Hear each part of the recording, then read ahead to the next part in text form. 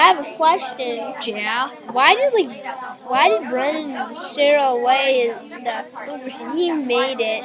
Yeah, I know. Was it like to try to get everyone to stop using it or something? Because that would be pretty crazy if it was. Because Brenton wanted to be friends with Sam.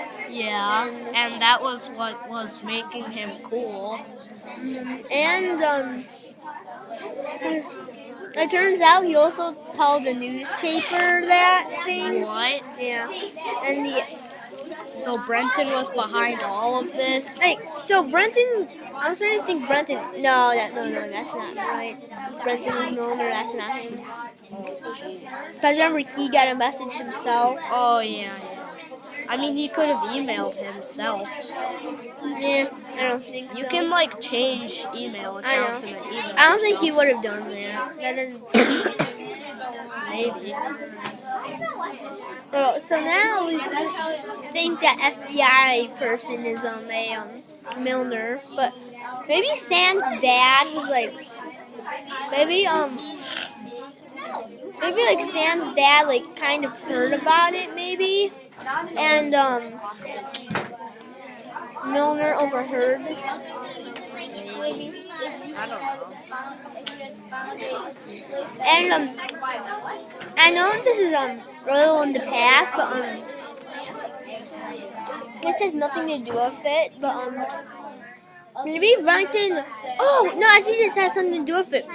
Maybe Brenton spilled the beans because remember when they took it to Sam's house, Kesley said, "I don't think anybody knows, but I told Noe, but the red light in the computer was still on when we unplugged it." Maybe Brenton realized it was the little had a little mind of himself or itself, so he decided to spill the beans. Maybe.